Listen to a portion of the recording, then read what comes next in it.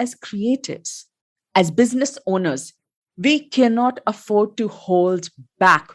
I'm using these words. I'm saying we cannot afford to hold back. We should not hold back. We cannot strive for perfection because perfection does not exist. And that is the truth, my friend. And that is honestly, that is what I believe. There is no state of perfection.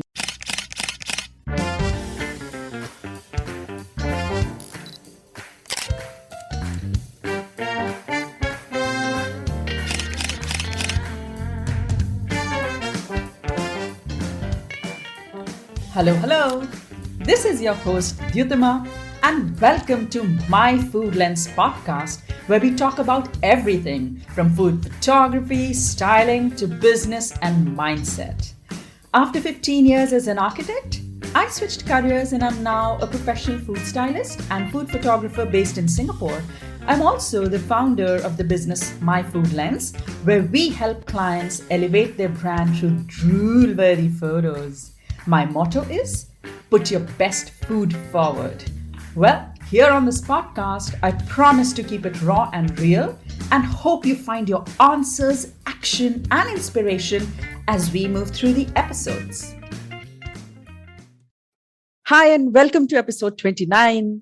Before we move forward, I have just a small announcement to make, and that is regarding the podcast schedule. So, you know how we have all been in a very different situation for the last 2.5, 3 years now. And I am finally ready to get on a plane and visit my family back in India. So, yep, I'm traveling to see my folks in 2 days. All right. So, I have debated a lot whether or not to still continue to have episodes coming out on a weekly basis while I'm away. And as much as I would love that, I think I'm not going to do that. And that is because I feel like, one, my family deserves my full attention.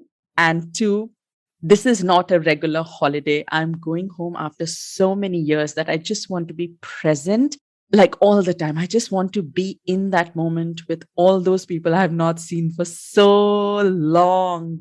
So with that, I hope you understand that we will not have podcast episode the next 2 weeks, and I will be back in mid-May, and that's when we will pick it up back again. So if you're on my email list, you will know when the episode is coming out.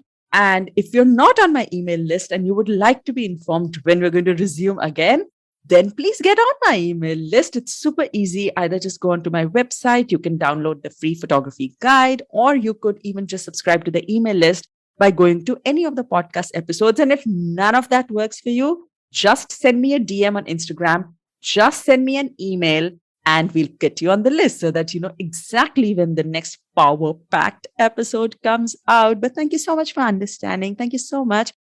All right, with that, should we get started?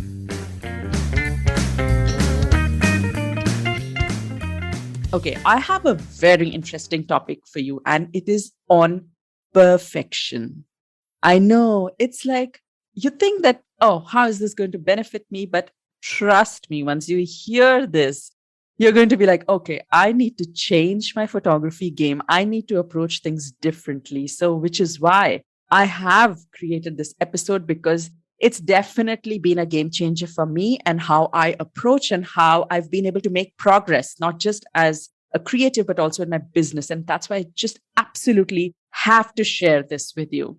All right. So today we're going to talk all about being perfect, perfection, perfectionist, everything to do with striving for that absolute excellence. So tell me one thing. When someone says, you're such a perfectionist, do you feel good? Do you like it? Do you feel like, oh, that's a compliment? Do you take it as a compliment? And do you feel as though, oh, my work must be very high quality, and that's why I'm coming across as such a perfectionist? And you'll be like patting your back. Tell me. Is that how you take it when someone asks you, are you a perfectionist? Okay, then let me ask you one more thing. How do you know, or how can you tell that something's been done perfectly? How can you tell for certain that something is perfect? Right? So I looked up the definition of perfection, and it says that perfection is to make something as good as possible. Okay, now let's just think about this for a minute. Make something as good as possible. Do you think there can ever be an end to making something as good as possible? Like, think about it. Even if you do make something as good as possible, what is perfect to you may not be perfect to someone else, right? Like, your idea of good is probably not the same as your neighbor's idea of good or someone else's idea of good, which is why I want to talk about this idea of perfection. You know, how most of us take it as a compliment, which it is in a way. I will not disagree. It is definitely, in a way, a compliment. But it might also be holding us back from creating our best work, or it could be holding us back from venturing into something new, or it could even be holding us back from just unleashing our full potential. So, listen to me as I reveal to you how this idea struck me, where I learned from, and how I've changed things in my creative journey that has helped me so much just because I'm not trying to be a perfectionist. All right. So I used to be called a perfectionist and I still am. And by whom? My husband, right? So he knows me the best. He thinks that I do everything up to perfection. You know, I am actually type A, which is a personality type, as people call it. So I'm very, very, very particular about the way things are done. And I, have to make sure that it's done that way and blah, blah, blah, all of that. So until a few years ago, I thought it was a very good thing. So every time I was told, oh, you're a perfectionist, I did take it as a compliment. But there were a few incidents that totally changed my thinking. And thank God those incidents happened. Thank God this perception has changed for me. I really thank God for that. So during architecture days, I was working with a firm where I was designing hospitals and I had a team manager. So he was kind of like the person I was reporting to. And he was also the lead designer of the project. And he was known for his impeccable work. That guy, he worked round the clock. Like, everybody knew that he was going to give his 200% in everything. So when I joined the team, I was like, I heard so many stories about him. And I was like, wow, cool, awesome. I'm going to learn from this guy. I'm going to learn how he does it. Wow, he had such a reputation of being a perfectionist in the office. So when I began working with him, we were working on a very large hospital project together. And I was the second lead for the project. So I was working very, very closely to him. So initially for me, I really admired the way he had such an eye for detail. And I was very inspired. And I really applauded him. To me, that was something to learn, right? But slowly that changed. I actually began to notice a pattern. And even though he was like very thorough in his work, there was something I realized. And that thing was that he had a really hard time letting go of things. He had a really hard time stopping, right? So, yes, you're a perfectionist, but does it end ever? As artists, creators, architects, photographers, right? There are at least 10 different ways of doing the same thing, and there is no end to how much can be improved or changed. It's just endless. It's bottomless, right? You can create a composition and you can work on it endlessly, and there will still be room for improvement and there will still be possibilities. It was the same in architecture, So we created design and concept sketches, and there were presentations where we had to deliver our ideas. And then there were architecture plans and drawings with tons of details. And there was always so much to do with the high scope of never being completely done because there are so many possibilities. And that's what I noticed with my manager. I realized that he would just not stop working on the drawings until the morning of the meeting. And he would always be like, can you go in early and check on this? Can you reprint this? Because I think this black ink is not the greatest, it's just a little bit light. He would actually just keep adding details and he would keep fiddling around with the details. And that were not even that important for the discussion. He would play with the fonts and he would keep reprinting drawings until he was happy, with the ink and the entire process. And it was just frustrating. And that's what he did with the team. That's how we were working as well. We were just going on fiddling. We were just going on and on and on it. And we were never ready in advance of our meetings. There was always the last minute thing to do. Are you a last minute person? I'm totally not a last minute person. But I understand that there are last minute things. But come on, we need to stop because, yes, there are things that need attention, but other things that can be let go just in terms of time and priorities, right? So everybody called him a perfectionist. And I just smiled when they did that because in my mind, it was downright inefficient and unnecessary. Yes, you have to pay attention to details, but working hard like this was not the kind of hard work we needed. Was it being put to good use, that kind of perfectionism? Not really. And it was bringing the team down. It was impeding progress. It was constantly making us feel like we were behind when we weren't, when it was not meant to be, or it didn't have to be that way. All right. So the idea of letting go, just making something better and better and better, and just being fixated on making it as good as possible. Now, that is something that can be completely detrimental to our own progress. And that is what I want to tell you about today. So I didn't understand this at the time when I was working with that manager. For me, it was just like, oh, it's a bit overdone and he's a bit, picky and fussy. That's how I took him, and the world took him as a perfectionist. But to control everything, to constantly feel like you have to work on those things, it not just impacted him. He was never happy with what he created. His team was never satisfied with their performance because he wasn't. And so it was impacting everybody around him. And I didn't know what this meant. For me, it was just like overdoing it. But, just a few years ago, I'd moved away from architecture and I was in my new creative life of photography. And I was reading this book, which I'm pretty certain I've told you 1,000 times about before. It is called Big Magic by Elizabeth Gilbert. Elizabeth Gilbert is the author of Eat, Pray, Love. So that's how most people know her. But Big Magic was literally my life-changing book. Have you read that book? Have you read that book? If you haven't, and you're a creative person, please, please do read that book because, that book literally changed my life. And not just creatively in my journey, but me as a human being, as a person. It's changed my personality. It's taught me so many things. So no exaggeration there, all right? Which is why I'm referencing the book right now. That book was the tipping point for me to move away from this idea of perfection. All right. So this book, Big Magic, it's all about leading a creative life fearlessly. And Elizabeth Gilbert, she has this whole chapter on the idea of perfection. So can you imagine a writer like that who's talking about perfection and saying, boss, it's not a good thing. So when I read that chapter, my eyes were literally popping out. My whole life, I have been told I'm a perfectionist. I never do something that is substandard. I'll always do this and that. And when I was reading it, I was like, oh gosh, that was not a compliment.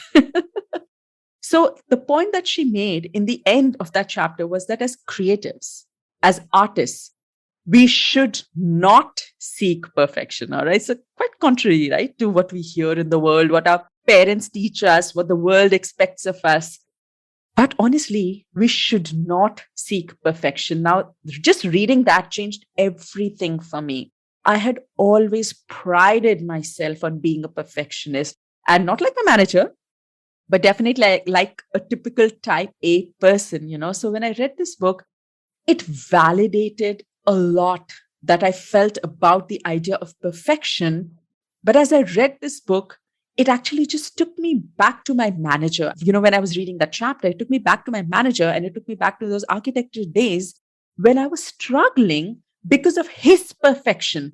And that's when it just struck me. And I immediately realized that perfection, or being a perfectionist, makes you feel as if you've not done enough, that it can be better and better and better. It never leaves you happy. All right. That is one part of it. But just imagine that one part. Imagine how limiting that can be. Can you imagine Like, let's say you have a team. Let's say you are not just a team, even in the house. Like sometimes I tell my husband, oh, why haven't you done it this way? Or why didn't you put the vegetables like this? Or when you close the fridge like this? Or why didn't you put the books like this? It's simple, small things. But this whole nature of being a perfectionist, of wanting to do it better, better in the best possible way, it actually impacts the people around us also. And the most that it impacts anyone is us. It limits us. It's very, very detrimental to making progress. It can actually hold you back from launching a product like a book, publishing it because you just want to make it better and better. You just want to keep writing. It can also hold you back from sharing a photo on social media because you may think it is not perfect. I'm doing air quotes right now. All right. So it can hold you back from meeting deadlines, which is what happened to me in architecture, right? We weren't meeting deadlines in the best possible mindset, feeling fresh because we were always doing last minute jobs. It can, so when I say that it might hold you back from meeting deadlines, it also means that you might not be able to submit a recipe that you have committed to a magazine because you just want to keep testing more. You just want to keep making the recipe better and better, as good as possible, right? So, this idea of perfection can actually even hold you back from creating a collection of work by making you fuss over details that can only come or that can only be improved by creating more work. But if you're stuck on one thing, how do you improve? How do you create that big quantum or body of work which will actually improve you? All right. So, the point is that this whole idea of making something as good as possible, it can be very detrimental to our progress. You're neither happy with your own work, nor are you happy with someone else's work. I'm pretty much like my manager. I'm sorry I have to keep referencing him, but he was the best example of perfection that I have ever seen. And yet he's the worst person to work with. Now, how sad is that, right? So imagine how negative that would have felt. No one can ever meet your standards that you have set for yourself and standards you yourself cannot match. That is just downright draining. That is just not required, and most definitely not in a creative life, because that's the last thing we want. All right. So when we say that we do not want to seek perfection, then what does it mean? That don't seek perfection. What does it mean? Does it mean that we have to produce low quality work? Does it mean that we don't pay attention to detail? Not really. No, I don't think so. What it means is that we have to stop this compulsive tendency to strive for flawlessness. Now, that is not good, because the state of flawlessness does not exist. It is subjective. So, do we stop working on details? No way. No way. But do we stop striving for making it as good as possible? Maybe a little bit. Let's pick up an example. Let's just pick up an example of how things are in the food styling photography world. So let's say we are styling a bowl of pumpkin soup, okay? We add a swirl of cream over that pumpkin soup and then we sprinkle roasted pumpkin seeds. And, pumpkin seeds are of different sizes. So we are using a combination of seeds and that basically brings a ton of depth and layers to the photo, right? So just using different sizes, that swirl of cream, the shape of the swirl, this is attention to detail. But stressing over every single pumpkin seed so that it looks simply perfect. Now, that can be done in 10 different ways. Is it worth striving for? So that's what I mean, that as long as it looks natural, it looks aesthetically pleasing, we go ahead. We do not have to spend hours trying to work on something that really does not make that much of a difference, but it is our own OCD. It is our own, standard that, oh, that pumpkin seed should be placed here, that one goes there, and that one goes there. And so those 40, 50 pumpkin seeds or 20 pumpkin seeds that are on your soup, you're just tirelessly working away, working so hard on making it look perfect, when there might be a situation, but in the end, there could be one seed which is actually not according to your preference. And then when you post that photo and you realize, oh man, I missed that seed, you're like, oh no, that photo doesn't look good. It's not perfect. And you feel bad. You feel like you put in so much work, but it's still not great. And what do? You pull yourself down. What do? You be hard on yourself. What do? You just feel terrible about your work. Now that is unnecessary. Instead, what we need to do is we need to ask, does that effort really make or break that photo? And if it doesn't, go with it. Move on, move forward. You will have 1,000 more opportunities to improve your work and your skill. Go with what is the best at that time and move, boss. Keep moving forward. In fact, all that time that you save from not working on those pumpkin seeds, you can actually use the time to create something new or to hone a new skill. Now, that is precious. That is good use of your time, right? And also, if that one seed is not how you wanted it to be, please don't hold back from sharing that photo because you are the only one.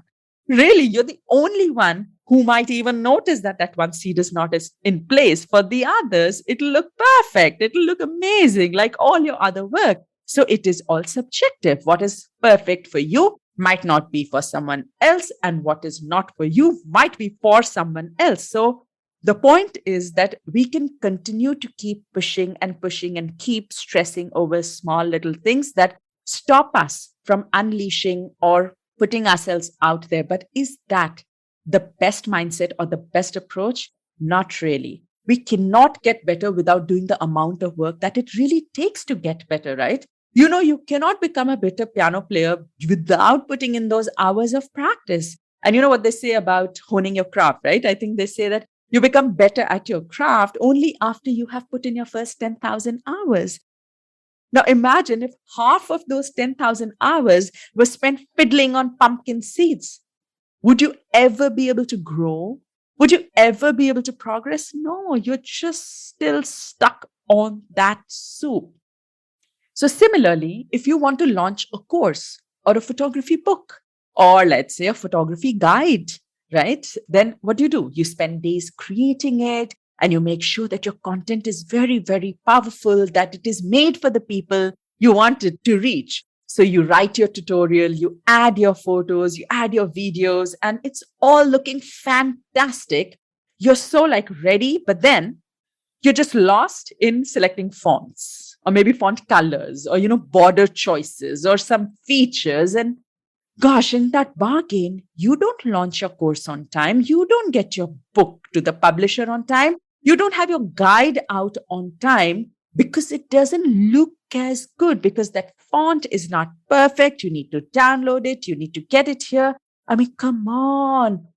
People are ready, but you're just trying to make it look perfect. And it's only taking away from the time that could actually have been out in the world helping other creatives in their journey. Those are things that you can move forward.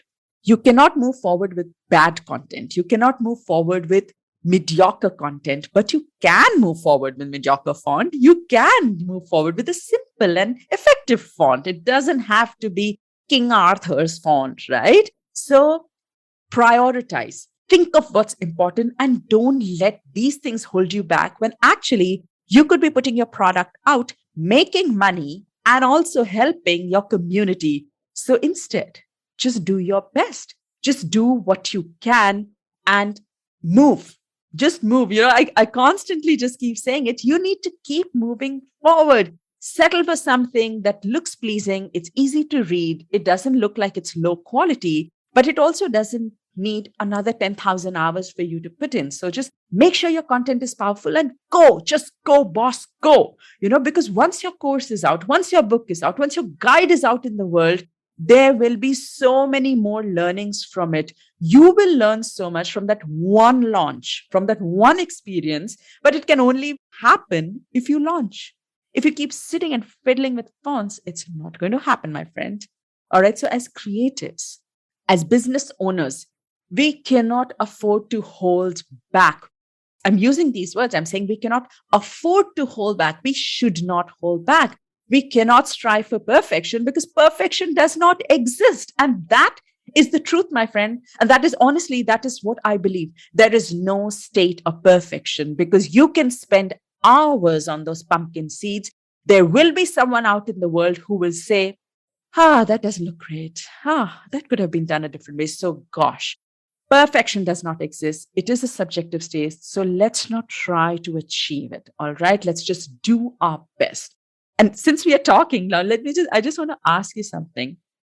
Do you think that I thought my podcast was perfect before I launched it? Do you think? You will not believe it that I wasn't happy with so many things, and I still am not. There are so many things that I want to improve about this podcast. There are so many things that I still want to work on. But I knew at that time that I needed to let go and I needed to launch and then improve as I learn from the experience, as I hear back from you, your feedback. I knew that things would change dramatically. And the more I would sit and keep thinking about, oh, should I use yellow for my podcast cover? Or should I use this font for my podcast cover? Oh my God, I don't look good in that cover. Come on. If I wanted, I could have just sat and stressed and just changed and changed and changed it at least 1,000 times before I actually launched. But I was like, no, I need to let go and I need to launch. When I launched, I knew I could do with better sound quality. And I knew that my blog wasn't exactly the way I wanted to be. Again, it comes down to font and it comes down to design. And I was still debating, colors and all of that. But I went ahead because there cannot be any kind of holding back. Like I said, we cannot afford to hold back. And honestly, today I realize that by channeling my energy on the content, I'm actually being able to fulfill the vision that I had, for this podcast. I had this vision of being able to contribute to the community. I'm being able to do that. And that is 10,000 times more satisfying and more fulfilling to me. And that is more helpful to you rather than seeing that perfect shade of orange, that perfect shade of yellow, or that perfect font that just looks magnificent. I can always change that. I always have control to change that. But I wouldn't be able to if I just had never launched. So I can always buy more sophisticated equipment for better sound as well. So I can always change that too. These are things that we constantly have to keep improving, whether it is our skills, whether it is our quality, but we cannot keep sitting on it. We cannot keep fiddling around with the little things. We just move, move, move, move, move. All right. And honestly, if you ever look back at your first photo, tell me, do you like it? If you like it, then high five, my friend, because I don't. And it's these old photos that show us how well we've done in our journey. Do you think that you would have done so well in your journey had you spent hours and hours more on every single photo that you took? No, right?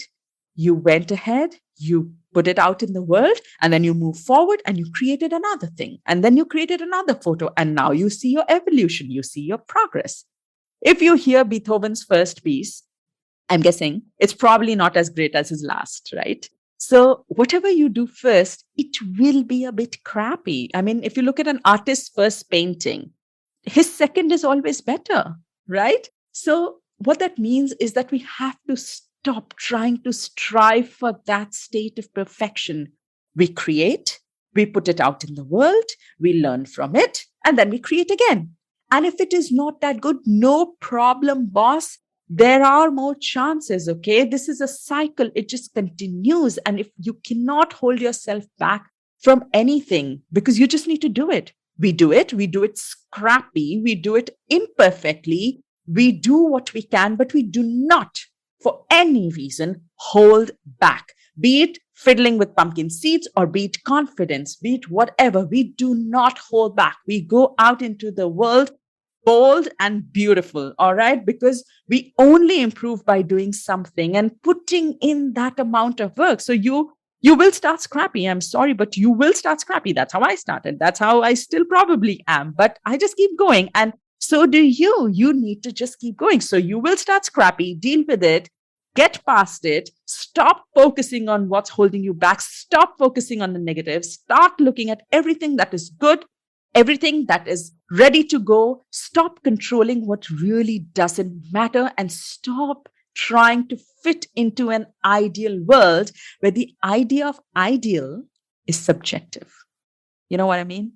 All right. So just go, my friend, just go, keep moving, bring out the best quality that you can in the amount of time that you have, knowing fully well that contrary to what the world says, there is always a next time. All right. So the next time somebody calls you a perfectionist, think of it for a minute. Is that perfectionist, that tendency to be a perfectionist, holding you back, or is it moving you forward? All right.